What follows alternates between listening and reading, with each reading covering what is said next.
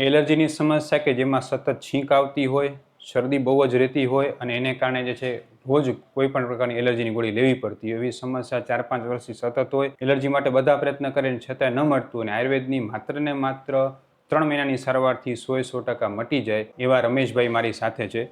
જય શ્રી કૃષ્ણ રમેશભાઈ. જય શ્રી કૃષ્ણ. રમેશભાઈ, શું નામ તમારું પૂરું? રમેશભાઈ અંબારામભાઈ ગેડિયા. તો રમેશભાઈ, તમને આ સમસ્યા કઈ રીતે હતી ને શું થયું હતું તમને? કેટલા વર્ષથી હતી? સાહેબ, ઓછામાં ઓછા 4-5 વર્ષથી મને એલર્જીની તકલીફ હતી. દિવસનો તડકામાં નીકળી ન શકું, ધૂળ માટી ઉડે એટલે મારે તરત છીકું ચાલુ થઈ જાય, આંખમાંથી આંસુ આવે, માથું ભારે થઈ જાય. સાંજે, બપોરે અને રાત્રે અમે ફેમિલીમાં જમતા હોય એટલે ફરજિયાત મારે નોખું જ બેસવું પડે. કેમ, શું થાય? છીકું એકવાર આવી જાય અને શાકનો વઘાર કે એ કાંઈ આમ બાજુમાંથી નીકળો, સુગંધ આવી જાય એટલે છીકું ચાલુ થઈ જાય. બરાબર. અને અમે સંયુક્ત ફેમિલી છે, અમારે જમવામાં બધા સાથે બેસતા હોય, મારે ફરજિયાત અલગ બેસવું પડે કારણ કે રૂમાલ આખો ભરાઈ જાય. હવે ઘરનાને તો બધાને ખબર છે એલર્જી, છતાંય હું મારી રીતે નોખો બેસતો હોઉં. અને આ જે સમસ્યા હતી સતત નાકમાંથી પાણી ને છીકો ને બધું આવી રાખે, એ અવડા વર્ષથી હતી, તો એના માટે તમે લગભગ કેટલા ડોક્ટરને મળ્યા હશો? આશરે 3 થી 4 ડોક્ટરને. શું નિદાન કર્યું ડોક્ટરે તમને? બસ એક લોહીનો રિપોર્ટ એક ડોક્ટરે કરાવ્યો, સીટી સ્કેન કરાવ્યું, MIR નું જ કહેતા હતા પણ પછી એને ન કર્યું. પછી અડધા માથાનું સીટી સ્કેન કરાવ્યું. તો એમાં શું નિદાન કીધું તમને? કે અહીંયા નાકની પડદો આડો છે, હાડકું આડું છે અને એનું ઓપરેશન કરવું પડશે. પછી તમે ઓપરેશન ન કરાવ્યું? ના. બરાબર છે. તો તમને આવડા સમયથી હેરાન હતા, તો ક્યાંથી આવો છો તમે આપણે અહીંયા હોસ્પિટલમાં? મોરબી જિલ્લાનું ટંકારા તાલુકો ટંકારા ગામ છે. બરાબર. તો અહીંયાથી એટલે દૂર આપણી હોસ્પિટલમાં આવી એલર્જીની સારવાર થાય છે, આવી ટ્રીટમેન્ટ થાય, એની તમને જાણ કઈ રીતે થઈ હતી? હું સાહેબ વાડીએ બેઠો હોઉં ત્યારે એક મને તમારો આ વિડીયો જોયો મેં, એટલે ઘરનાને વાત કરી, મેં કીધું આ સાચું હશે? એટલે પહેલાં તો મને એ જ શંકા થઈ, કારણ કે જે નાક કાન ગળાના ડૉક્ટરોએ મને જવાબ ન મળ્યો અને મુદ્દે તો મારી તો વસ્તુ ચાલુ જ હતી, છીકું નહીં. અને એક નાની ગોળી આવતી એલર્જીની, એ રાત્રે ગળું આમ તાળું આમ હોય એટલે તાળું અડે ને એટલે ખંજોળ આવે, એટલે ફરજિયાત પીવી પડે, નકર નીંદર ન આવે, આ નાક આખું ભરાઈ જાય. બરાબર. તો ગોળી કાયમ લેવી પડે? કાયમ લેવી પડે. બરાબર. એના વગર દિવસ હાલે જ નહીં કોઈ દી? એકે દિવસ? ના, હાલે જ નહીં.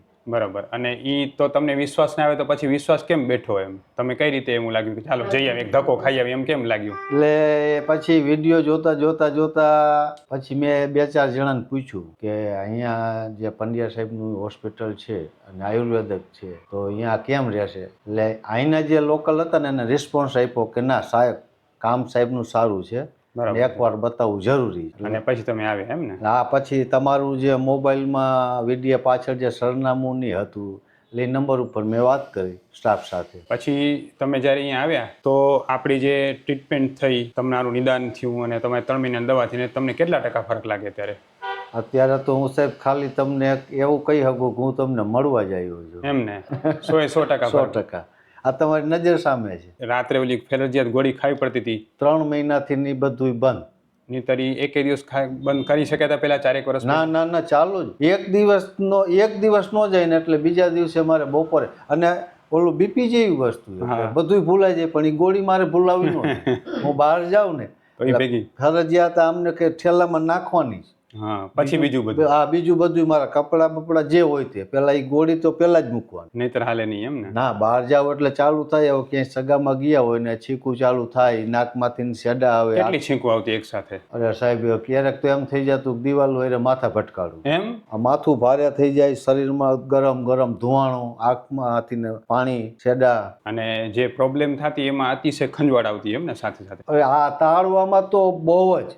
અને રાત્રે શું ને એટલે આ નાક આખું બંધ ભરાઈ જાય, નીંદર ન આવે. નીંદર જ ન આવે. અને આમ પડખું ફરું તો આ નાક ખાલી થઈને અહીંયા ન આવે, અહીંયા ને અહીંયા હોય. પછી તમને ડોક્ટરે એમ કીધું કે તમારે જે છે ઓપરેશન કરાવવું પડશે હાડકાનું, તો પછી તમે કેમ ન કરાવ્યું? શું કારણથી ન કરાવ્યું? મને એક વિશ્વાસ જાગ્યો. તેનું કારણ છે કે અમારે આયુર્વેદમાં ટંકારામાં ને મારા ઘરથી સામે જૂનું આર્ય સમાજ છે. મૂળભૂત રીતે આયુર્વેદનો વિશ્વાસ ખરો? વિશ્વાસ. અને અમે પહેલેથી ને મારા ભાઈઓની હજી આર્ય સમાજ સાથે સંકળાયેલા છે, એટલે કે નાના મોટા હવે કાર્યક્રમ જે થાય અમે હાજરી હોય છે.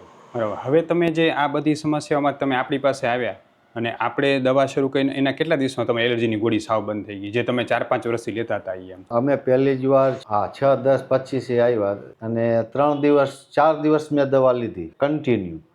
એટલે પછી મને એમ ખબર પડી કે હવે તાળું એક ખંજવર નથી આવતી, ચીકુ નથી આવતી, રોટલીમાં ખાવામાં ફેર પડ્યો, સ્ફૂર્તિ. એટલે મને એમ થયું કે હવે આ દવાને હજી મેં સાચું રાખી છે, નાખી નથી. હા, પણ બંધ કરી દીધી. હવે જરૂર નથી પડી એમ. 3 મહિનાથી ની ગોળીને મેં લીધી નથી. હવે જેમ કે રમેશભાઈની જે સમસ્યા છે, એલર્જીની સમસ્યા, ઘણા બધા લોકો એમ કહેતા હોય કે નાકનો પડદો આડો છે, પડદો સીધો કરશો એટલે થઈ જશે. મારી પાસે એવાય પેશન્ટ આવતા હોય છે કે પડદાનું 5-5 વખત ઓપરેશન કરાવીને છતાં એલર્જી મળતી ન હોય. ખરેખર આ સમસ્યા આયુર્વેદના પ્રમાણે કફ જ પ્રતિશય છે, એટલે કફ રોગને કારણે થતો શરદીનો રોગ કે જેમાં નાકની અંદરના ભાગમાં સાઇનસમાં કફ જમા થઈ જવાને કારણે સોજા આવી જતા હોય, અને સોજા મળતા ન હોય એટલે વારે વારે એલર્જીની છીકો સતત ચાલુ રહેતી હોય. એવા રોગમાં ખરેખર જે છે આયુર્વેદની સારવાર કફ બનાવવાની મૂળ પ્રક્રિયાને જ ઘટાડે છે, જેથી આ બધા પ્રોબ્લેમમાં સોલ્યુશન આવે છે. જેમ રમેશભાઈ કીધું કે 4-5 વર્ષથી ગોળી લેતા હતા ને હવે લેવી નથી પડી, બરાબર છે. એનું મેઇન કારણ છે એ જાદુ નથી, પણ આયુર્વેદની ચિકિત્સા છે કે જેમાં સ્પષ્ટ મૂળભૂત ચિકિત્સા કરવામાં આવે છે કે તમારું મૂળ પકડીને કયા કારણથી રોગ થાય છે. ઓપરેશન કરાવી નાખો અને સોજો થોડી મટી જશે. ઓપરેશન કરાવશો તમારી કફ બનાવવાની તાસીર નહીં મટે. ઓપરેશન કરાવશો તો માત્ર પડદો સીધો થશે, એ એક ટેમ્પરરી. જે મૂળભૂત પરિણામ મળશે કફ બનાવવાની પ્રક્રિયાને રોકવાથી જ મળશે, જે આપણે આમને કર્યું. રમેશભાઈ, તમારી જે આ સારવારથી તમને એવો વિશ્વાસ હતો ક્યારેક આયુર્વેદથી એટલી જલ્દી પરિણામ મળશે તમને? ના સાહેબ, મને જરાય વિશ્વાસ નહોતો, પણ મનમાં એમ નક્કી થયું હતું કે ટંકારાથી ગાંધીધામ કઈ આગું નથી અને એકવાર જવું જરૂરી છે. કદાચ મેળે આવી જાય તો ઠીક છે, નકર આપણે કાંઈ બીજું તો છે નહીં.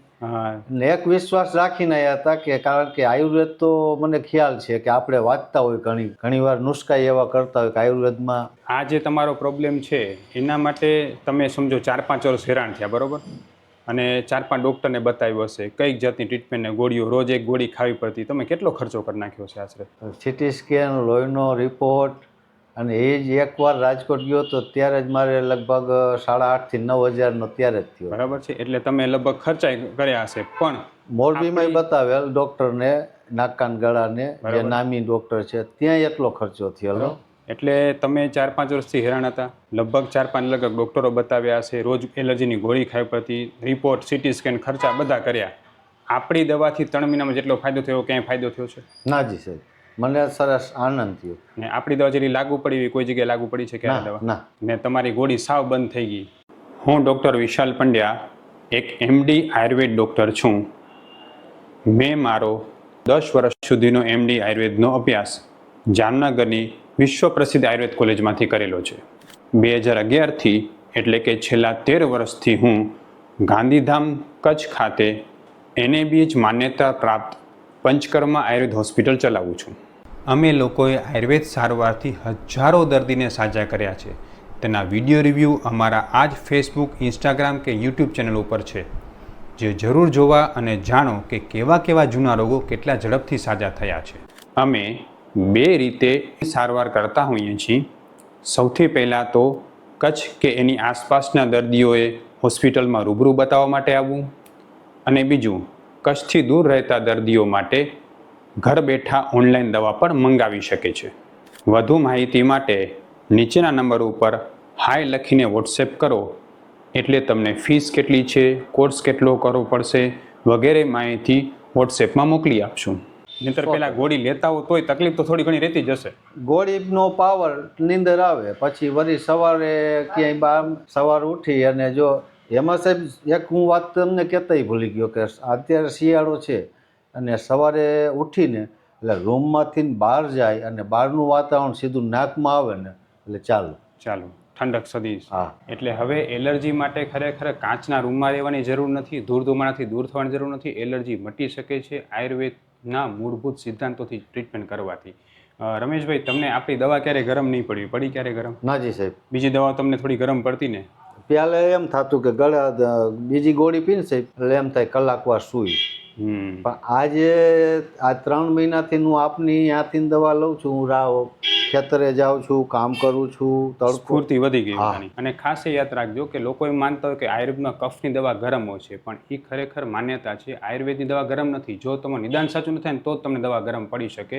જો તમે એમ માનતા હો કે અમને આયુર્વેદ દવા ગરમ પડે છે તો તમે અમારો સંપર્ક કરી શકો છો. અમારું નિદાન એકદમ સચોટ હોવાને કારણે અમારી દવા કોઈને ગરમ પડતી હોતી નથી. રમેશભાઈ, તમારા જેવા ઘણા એવા દર્દીઓ છે બિચારા કે જે વર્ષોથી એલર્જીથી હેરાન હશે ને રોજ ટીકડી ખાવી પડતી હશે, બરાબર? એના કારણે સતત સુસ્તીની બેચેની રહેતી હશે. તમે એને શું કહેશો આપણી સારવાર વિશે? હું તો એ બધાને એક કહેવા માંગુ છું કે ભલે ખર્ચા તો કર્યા હશે અને બધે ગયા હશો, એકવાર અહીંયા પંડ્યા સાહેબના ક્લિનિકે આવી અને એકવાર મુલાકાત લો, બરાબર. એકવાર લ્યો. કારણ કે આ એક મને ખુદને વિશ્વાસ નહોતો, પણ આ 3 મહિનામાં જે હું અનુભવ, હું તો આજ તો સાહેબને મળવા જ આવ્યો છું. નકર હું તો દર 14-15 દિવસે ઓનલાઈન મંગાવી લેતો હતો. હા. પણ આજ ઘરનાને કીધું આજ રાત્રે ભલે 2 વાગે નીકળવું પડે, હમ. પણ આજ જવું છે સાહેબને શુભેચ્છા મુલાકાત લેવા, કે આજ મને જે પહેલા હતું ને એવું નથી. હવે તમારો જે આ વિડીયો છે રમેશભાઈ, લોકોને આયુર્વેદમાં શ્રદ્ધા વધે એના માટે આપણે ફેસબુક, ઇન્સ્ટાગ્રામ, યુટ્યુબમાં મૂકી શકીએ. 100% સાહેબ, મારા માધ્યમથી કોઈ એલર્જી વાળા હોય કે કોઈ પણ હોય, એકવાર અહીંયા આવે ને જો એને શરીરને અનુકૂળ આવે અને તાસીરને અનુકૂળ આવે, મને તો વિશ્વાસ છે કે લગભગ, કારણ કે અમે તો મસાલાય ખાઈ અને મહેનતે કરી છે, જો અનુકૂળ આવી ગયો અને કદાચ 100માંથી 80 જણાને સારું થતું હોય તો સાહેબ હું તો એક કહું છું કે ધન્યવાદ છે આયુર્વેદને. જય ધન્વંતરી. કારણ કે ઓલી દવા તો પાવર પૂરતી છે.